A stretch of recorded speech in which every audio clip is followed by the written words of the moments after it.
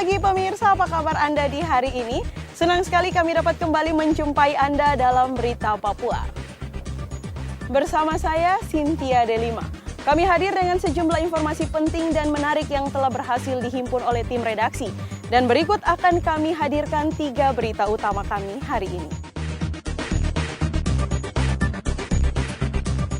Bawa kendaraan dalam keadaan mabuk, 2 pengendara di Mimika tewas setelah motornya terjun ke parit. Jelang Idul Adha, harga cabai di Merauke mahal.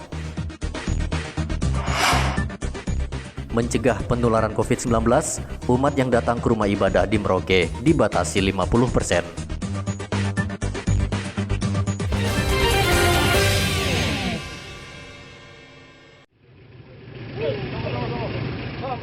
Minuman keras kembali menelan korban, kali ini menimpa pengendara sepeda motor.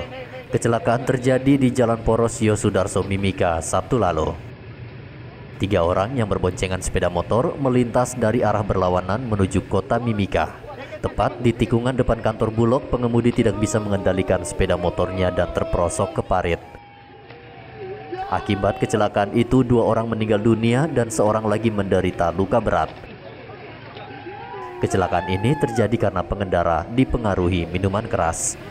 Dengan kecepatan tinggi melompati daripada parit sebelah kiri hingga masuk ke dalam lubang parit yang mengakibatkan pengendara dan penumpang tersebut meninggal dunia di tempat. Seperti yang kita ketahui bersama bahwa setiap kecelakaan itu diawali oleh adanya pelanggaran, yang mana pengemudi sepeda motor yang terlibat laka tunggal sudah melakukan pelanggaran dari segi kecepatan maupun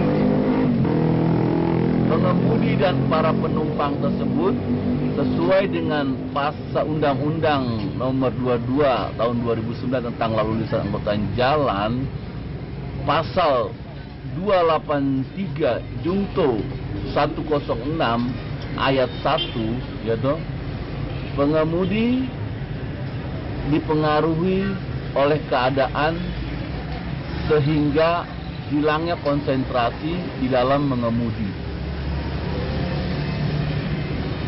dan terjadilah kecelakaan tunggal tersebut hingga pengemudi tersebut meninggal dunia.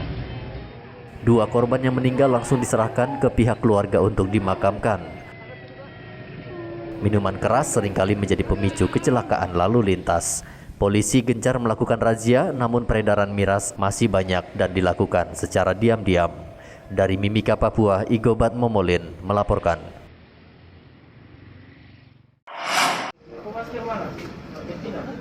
Kepolisian Manokwari meringkus Leo, pria berusia 36 tahun yang diduga mencabuli gadis di bawah umur. Leo ditangkap Jumat lalu di Jalan Sudirman dan langsung dijebloskan ke dalam sel. Pelaku membujuk korban dengan iming-iming akan membelikan mainan agar mau menuruti hawa nafsunya. Pelaku sendiri tidak lain adalah tetangga dekat korban. Leo ditangkap setelah korban mengadukan perbuatan bejat pelaku pada orang tuanya. Berdasarkan hasil ANEF tingkat kriminalitas di Polres Manokwari pada tahun 2021 diperoleh bahwa pencabulan terhadap anak di bawah umur jumlahnya juga mengalami peningkatan. Maka Polres Manokwari melalui jajaran Satreskrim dari bulan Mei 2021 sampai dengan tanggal 21 Mei 2021 telah melakukan pengungkapan terhadap para pelaku kasus pencabulan terhadap anak di bawah umur di wilayah hukum Polres Manokwari guna menekan kasus pencabulan anak di bawah umur selama tahun 2021. Jadi di sini jumlah pelaku pencabulan anak di bawah umur yang kita amankan yaitu ada 1 orang, yaitu dengan inisial LA alias A, umurnya 36 tahun, agama Islam. Tempat kejadian perkaranya ada di sekitaran Jalan Jenderal Sudirman, ya, Borobudur. Polisi menyita sejumlah barang bukti berupa kemeja lengan panjang, celana pendek serta penutup kepala. Pelaku dijerat KUH pidana dengan ancaman hukuman penjara 15 tahun. James Aisoki melaporkan dari Manokwari, Papua Barat.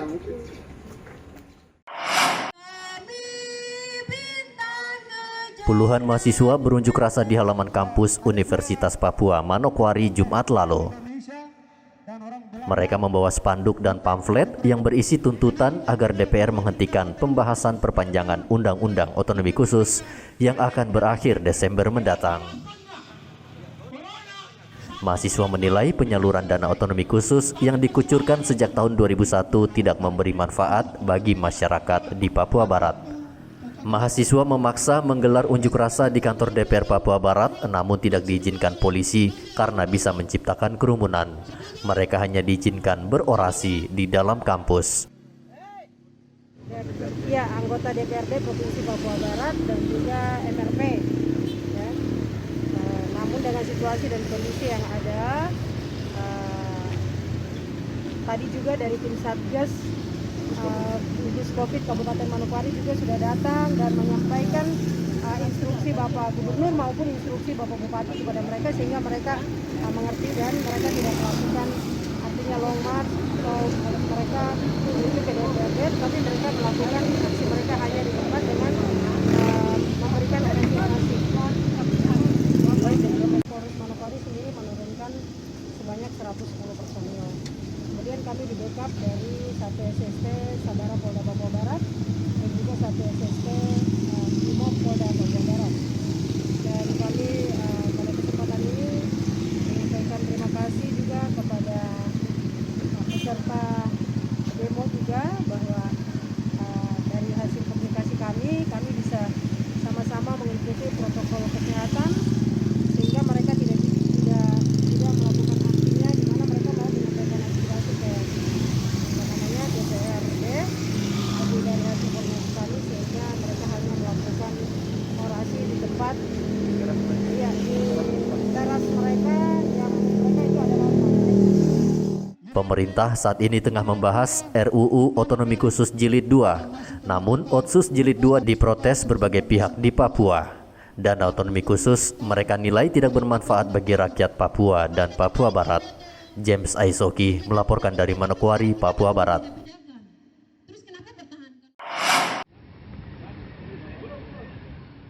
Untuk menghindari kemacetan lalu lintas, Dinas Perhubungan Mimika mengubah ruas Jalan Budi Utomo menjadi satu arah sejak 1 Juli.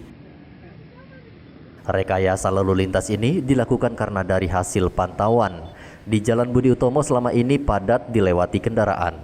Hasil survei menunjukkan setiap 1 jam, jalan itu dilewati 4.000 kendaraan, sehingga sering terjadi kemacetan parah yang bisa mengganggu aktivitas dan kegiatan ekonomi masyarakat. Analisis dampak lalu lintas terkait dengan hal itu, kita tahun lalu itu sudah lakukan survei. Survei itu dinamakan lalu lintas harian rata-rata. Itu biasanya disebut hitung volume lalu lintas. Jadi kami ambil sampel di sini. Jalan Budi Utomo ini kan kemarin itu dari tahun lalu itu sering macet terus. Pengeluhan itu masyarakat kan sering disampaikan ke kami. Oleh sebab itu kami ambil langkah bahwa satu jalan yang harus kami tempuh yang itu satu arah ini. Kemudian hal berikut, tahun lalu juga saya sudah survei tentang volume parkiran, manajemen parkir yang sepanjang Jalan Budi Utomo memang sudah tidak bisa karena rata-rata pengembang atau pengusaha ini mereka punya lahan parkir itu tidak ada. Jadi untuk alternatif untuk kita bikin 2 arah memang tidak bisa. Karena waktu kami lakukan penghitungan volume kendaraan itu rata-rata 1 jam itu dia bisa sampai 4.000 yang masuk ke Jalan Budi Utomo. Ini kan perbebanan untuk badan jalan, kemudian volume lalu lintas juga sudah terlalu padat. Makanya kami ambil jalan keluar untuk memecahkan masalah tersebut dengan pengalihan. Ini sudah masuk di dalam hal rekayasa lalu lintas yang mana intensitas kendaraan yang lewat di ruas Jalan Budi Utomo ini terlalu tinggi, sedangkan kapasitas jalan yang ada itu sangat tidak mampu untuk menampung daripada kendaraan yang masuk ke ruas jalan Budi Utomo seperti yang sudah disurvei oleh Dinas Perhubungan tentang arus masuk kendaraan di ruas jalan Budi Utomo. Makanya di samping kita bersama-sama untuk menciptakan lalu lintas yang lancar, aman dan tertib, maka dilakukanlah rekayasa jalan dengan perubahan arah ya dari 2 arah menjadi 1 arah di ruas jalan Budi Utomo supaya arus lalu lintas itu tidak terjadi perlambatan sehingga menjadikan kemacetan di ruas jalan Budi Utomo. Banyaknya bangkitan-bangkitan yang dilakukan oleh para pengemudi memarkir kendaraan di sepanjang jalan ruas Budi Utomo yang sebelumnya selalu terjadi kemacetan karena masih berlakunya 2 arah tersebut. Kalau kita lihat sekarang di ruas jalan Budi Utomo seperti yang sudah disampaikan oleh Kasih Lalu Lintas sudah mulai lancar, tertib untuk lalu lintas, baik pengemudi juga sudah mulai mengetahui, mengerti tentang perubahan dari 2 arah itu menjadi 1 arah. Dengan penetapan ini, Jalan Budi Utomo hanya bisa dilintasi dari arah Jalan Hasanuddin. Penetapan 1 jalur di Jalan Budi Utomo ini juga dilakukan untuk menyambut PON ke-20 Oktober mendatang karena Mimika menjadi salah satu tuan rumah. Dari Mimika, Papua, Igobat Momolin melaporkan.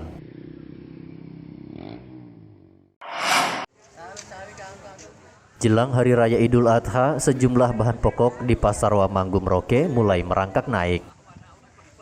2 pekan lalu harga cabai rawit Rp40.000 per kilogram kini mencapai Rp80.000 atau naik 2 kali lipat.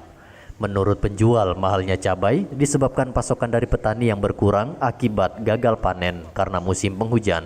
Lombok kecilnya berapa sekarang? 80. 80 dari harga berapa ya Mas? Dari harga 60. 60. Itu udah berapa hari naiknya Mas? 1 mingguan. 1 mingguan. Nah ini kalau untuk naiknya harga cabai kecilnya masih akan naik lagi? Ya kalau tambah kosong tambah naik sih. Oh, tapi diperkirakan masih akan naik lagi ya? Iya, kita akan naik lagi. Itu sebabnya kenapa ya Mas? Karena dari petani sudah banyak yang mati. Sudah mati? Iya. Dari hujan itu ya? Iya, dari hujan sama ada pengiriman. Oh gitu. Terus kalau yang naik apa lagi? Belum apa? Keriting. Oh keriting. Ya. Oh itu berapa Pak dari itu? Dari 30 sekarang 40. 30 sampai sekarang 40 ya? Itu sama juga naiknya seminggu lalu ya? Yang naik apa lagi Mas? Tambah besar. Berapa dia sekarang? Dari harga 20 sekarang 40. 40 juga ya? Naiknya luar biasa ya? Sama dengan banyak pengiriman itu? Oh gitu. Selain cabai rawit, cabai keriting juga mengalami kenaikan harga dari Rp20.000 menjadi Rp45.000 per kilogram. Muhammad Ridwan melaporkan dari Merauke, Papua. Pembatasan kegiatan masyarakat akibat lonjakan COVID-19 juga diberlakukan di seluruh rumah ibadah di Merauke. Gereja Katedral Merauke membatasi hanya 50% jumlah umat yang datang untuk beribadah. Sebagian lagi diminta mengikuti ibadah secara daring dari rumah. Petugas juga tidak mengizinkan anak dan lansia datang ke gereja. Selain itu, seluruh umat yang datang wajib menggunakan masker dan diperiksa suhu tubuhnya. Di Paroki Katedral, sejak awal pandemi, kami sudah mengikuti anjuran pemerintah untuk mengisi gereja dengan di bawah 50%. Jadi kami bukan 50%, tapi di bawah 50%.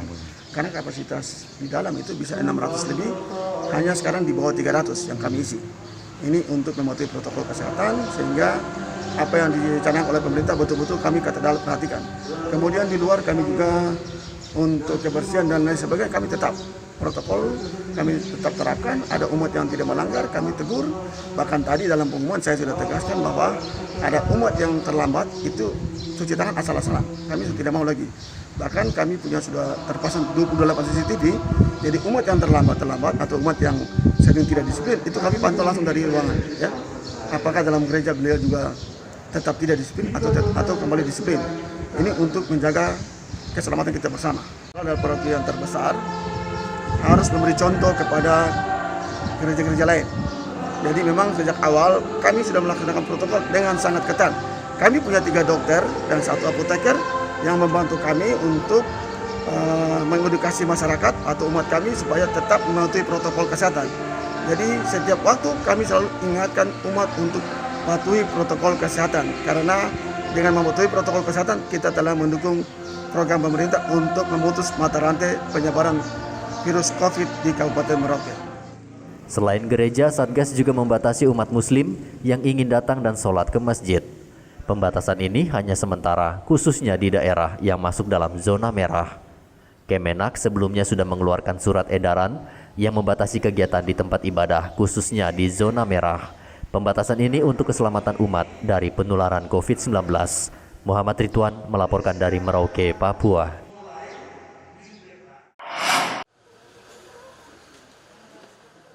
Kota Jayapura yang tadinya masuk zona hijau kini berubah menjadi zona merah akibat melonjaknya kasus positif COVID-19. Pulangnya pemudik yang menggunakan kapal dan pesawat merupakan penyumbang terbesar meningkatnya kasus COVID-19 di Kota Jayapura. Dalam sehari, pasien yang terpapar bertambah antara 20 hingga 40 kasus. Pemkot Jayapura telah menerapkan PPKM Mikro dengan membatasi kegiatan masyarakat dan aktivitas ekonomi hingga pukul 8 malam. Karena Kota Jayapura masuk dalam satu wilayah zona merah yang mendapat perhatian dari pemerintah pusat. Karena Mei kami sudah mau masuk zona hijau, tiba-tiba dengan klaster pelabuhan orang pulang setelah hari raya ini meningkat lebih tinggi. Untuk itu mari semua prokes kita ikuti dan mari kita ikut vaksin. Ya, dan juga kami akan memperketat lagi pembatasan di wilayah Kota Jayapura yang sampai dengan pukul 8 malam. Dan juga saya akan menyurati ke kepala distrik, kepala kelurahan, kepala kampung untuk membuat pembatasan portal-portal di RW dan RT setempat untuk membatasi orang pada jam aktivitas mereka itu. Dan juga saya minta supaya mohon dukungan dari masyarakat kota karena angka kita naik terus.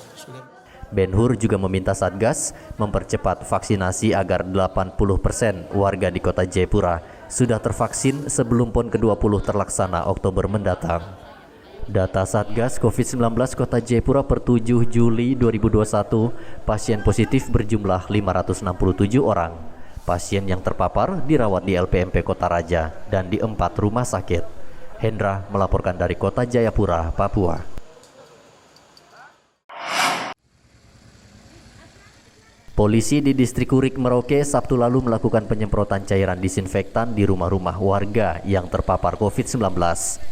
Penyemprotan disinfektan dilakukan karena dalam sepekan terakhir terjadi penambahan 3 kasus COVID-19 di 35 kampung. Seluruh pasien yang terpapar langsung menjalani isolasi mandiri.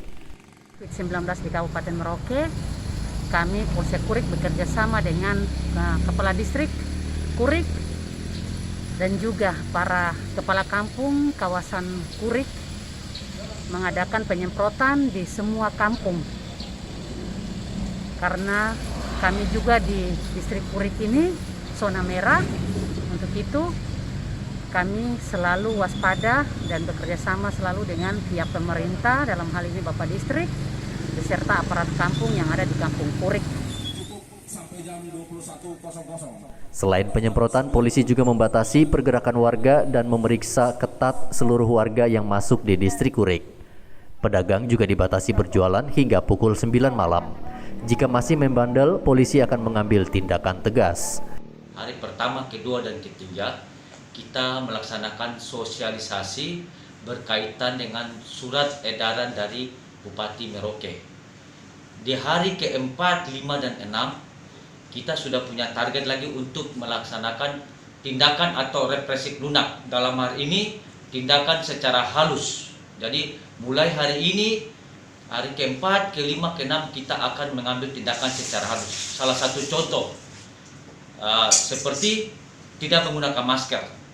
Kita akan memberikan dia masker dan kita akan berikan teguran. Ataupun contoh, mungkin ada pedagang kaki lima yang sudah kita sampaikan di hari pertama, kedua, ketiga, sesuai surat edaran kita sudah bagikan. Kalaupun tidak mengindahkan, kita akan mengambil tindakan, yaitu secara halus, yaitu kita membantu dia untuk menutup jualan ataupun dagangan. Nanti di hari ke-7, 8 dan seterusnya itu sudah adakan tindakan sesuai dengan hukum yang berlaku. Tindakan seperti apa Pak Kabak? Ya, seperti kita akan dengan kita sandingkan dengan mungkin undang-undang karantina, undang-undang kesehatan, seperti itu. Pak, ini kan dari 3 hari ini masih cukup banyak ya warga yang tetap berjual, yang kemudian tetap yang tidak melakukan prokes.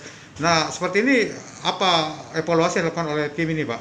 Ya, betul. Dari hari 1, 2, dan 3 kita sudah lakukan evaluasi, dan hari ini hari keempat kita akan rapat lagi, kita akan apel lagi bersama nanti sebentar jam 9 pagi. Kita akan evaluasi karena hari ini sudah kita lakukan tindakan secara halus.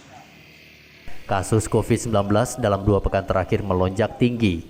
Penerbangan tujuan Merauke terpaksa dibatasi hanya 2 kali sepekan. Muhammad Ridwan melaporkan dari Merauke, Papua. Vaksinasi massal terus dilakukan pemerintah untuk mencapai target 1 juta vaksin per hari agar kekebalan komunal bisa segera tercapai. Untuk itu, TNI Angkatan Laut menggelar vaksinasi massal di Pelabuhan Pomako Mimika pada Sabtu lalu. Ratusan warga terlihat begitu antusias mengikuti vaksinasi. Sebagian besar adalah nelayan yang sudah mengantre sejak pagi. TNI sengaja menggelar vaksinasi massal di pelabuhan untuk menyasar nelayan dan ABK kapal yang berlabuh di pelabuhan. Tahun 2021 ini Kabupaten Mimika menjadi tuan rumah agenda nasional, yaitu PON 20 dan Pesparawi 2021. Kami berharap kegiatan vaksinasi ini dapat melayani seluruh warga masyarakat Kabupaten Mimika sehingga kekebalan kelompok atau herd immunity yang ada di Kabupaten Mimika ini tinggi, sehingga pelaksanaan agenda nasional ini dapat berjalan dengan aman, lancar, tentunya tetap melaksanakan atau mematuhi protokol kesehatan. Perlu saya sampaikan juga, kegiatan ini merupakan terselenggara berkat kerjasama kita yang solid antara TNI, Polri, Pemda, kemudian stakeholder kemaritiman, dan instansi yang terkait serta masyarakat terkait yang mensukseskan kegiatan vaksinasi ini. Kalau kita menargetkan 200, namun kita tetap melaksanakan membuka gerai-gerai vaksin yang sudah kita sepakati bersama dengan Pemda. Pihak pemerintah dalam hal ini telah menyiapkan gerai-gerai vaksin yang berada pada titik-titik tertentu pada tempat-tempat umum, semisal bandar udara, pelabuhan, rumah sakit tentara, balai pengobatan TNI maupun Polres, klinik-klinik di Polres. Ini juga kita sampaikan kepada warga masyarakat agar mendatangi gerai-gerai vaksin tersebut. Hanya dengan membawa fotokopi KTP, Anda akan terlayani pelaksanaan vaksinnya. Demikian. Vaksinasi massal akan digelar setiap hari dengan lokasi yang berpindah-pindah. Hal ini dilakukan agar warga yang berada di pinggiran tidak perlu lagi harus jauh-jauh datang ke lokasi vaksinasi. Igobat Momolin melaporkan dari Mimika, Papua. Salah satu yang dikhawatirkan akibat tingginya lonjakan kasus positif COVID-19 adalah keterbatasan tempat tidur di rumah sakit. Pihak RSUD Mimika menjamin untuk saat ini kapasitas tempat tidur dan tabung oksigen masih aman, meski jumlah yang terpapar di Mimika tergolong tinggi. Saat ini kapasitas tempat tidur yang terpakai baru 31%. Hal ini disebabkan sebagian besar pasien yang terpapar COVID-19 memilih isolasi mandiri dan tidak memiliki gejala berat. Tingkat hunian tempat tidur bisa kita tekan. Tadi sudah disampaikan data bahwa saat ini dalam 2 hari terjadi lonjakan kasus dari tadinya hanya 14%, sekarang sudah 31%. Kita tidak inginkan lebih dari 50% tempat tidur isolasi. terisi. Kita usahakan untuk bisa bertahan di angka 30 maksimal sekali 40. Jadi dengan adanya kebijakan PPKM, vaksinasi terus berjalan, kita semua berharap, berdoa semoga tingkat hunian rumah sakit bisa kita tekan, ya. Karena terkait juga akan kebutuhan khususnya oksigen, ya, yang menjadi isu nasional di mana-mana rumah sakit karena adanya lonjakan kasus, tingkat ketersediaan oksigen terbatas, ya, karena adanya peningkatan kebutuhan, sehingga untuk mengantisipasi hal tersebut, ya, menekan lonjakan kasus adalah jalan keluar tersebut. Adapun jika kemungkinan terburuk, lonjakan kasus ini kemungkinan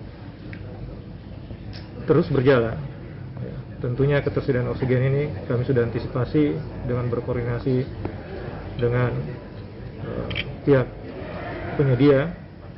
Kemudian untuk angkutan kami sudah berkoordinasi dengan Angkatan Udara dan PT Freeport untuk bisa bekerja sama menjaga ketersediaan oksigen tersebut. Melonjaknya kasus positif COVID-19 di sejumlah daerah di Jawa menyebabkan sejumlah rumah sakit menolak menerima pasien karena kapasitas sudah melebihi daya tampung. Meski dinyatakan masih aman, warga Mimika tetap diminta tidak menganggap remeh COVID-19, apalagi saat ini merebak varian baru yang lebih cepat menular dan berbahaya. Data Satgas COVID-19 Mimika per 11 Juli, pasien positif COVID-19 berjumlah 712 orang dan yang meninggal dunia 60 orang. Igobat Momolin melaporkan dari Mimika, Papua. Dinas Kesehatan Merauke memastikan stok vaksin saat ini aman di tengah tingginya minat warga ingin divaksin. Kendati demikian, Dinkes juga telah meminta bantuan tambahan vaksin ke Dinkes Provinsi dan dalam waktu dekat akan segera dikirim. Tambahan vaksin ini untuk berjaga-jaga agar tidak terjadi kekurangan saat vaksinasi massal. Vaksin untuk warga masyarakat di kantor ini? Kalau sekarang itu masih banyak, masih 1.600-an. Jadi sebenarnya kita tidak kekurangan vaksin karena kalau soal permintaan lancar, mereka dari provinsi siap untuk mengirim itu. Jadi tidak ada masalah soal ketersediaan. Khusus untuk warga masyarakat ini vaksinnya itu ketersediaannya berapa, Bu? Artinya untuk disiapkan nantinya? Nanti itu stoknya itu disediakan dari APL ya. Jadi itu setiap provinsi itu kalau kita sudah stoknya sudah menipis, mereka kirim lagi. Jadi tidak ada masalah soal ketersediaan. Kalau untuk target sendiri warga masyarakat di Kota Merauke khusus untuk warga, Bu, berapa ya? Kalau itu 18.000 sebenarnya, tapi untuk untuk vaksinnya saat ini memang hanya 1.000 lebih. Oh gitu. Jadi memang soal itu kami tidak begitu khawatir karena setiap pas kurang mereka pasti kirim. Gitu. Ini beberapa hari lalu kan baru 640 datang. Gitu. Yang jelas terus akan disuplai ya, Bu ya? Tetap. Sinovac ya, Bu? Sinovac. Kepala dinas hanya menganjurkan Sinovac gitu ya? pabrik mereka. Oh gitu. Dan ada kebutuhan-kebutuhan khusus misalnya ke luar negeri, mereka minta kami anjurkan ke Rumkit Bali. Oh iya. Oke. Vaksinasi massal terus digencarkan Pemda dengan menggandeng polisi dan tentara. Warga diminta untuk tidak khawatir karena stok vaksin sejauh ini masih aman. Untuk vaksinasi, Pemkab Merauke masih menggunakan vaksin jenis Sinovac. Sementara di Indonesia sudah tersedia 7 vaksin dengan berbagai merek dan efektivitasnya, antara lain Oxford AstraZeneca, Bio Farma, Moderna, dan Pfizer-BioNTech. Muhammad Ridwan melaporkan dari Merauke, Papua. Pemirsa, berita yang baru saja Anda saksikan sekaligus menjadi penutup jumpa kita dalam Berita Papua hari ini. Bersama kru yang bertugas, saya Cynthia Delima mengucapkan terima kasih atas perhatian Anda. Kami pamit undur diri, selamat pagi, semangat pagi, Wanyambe.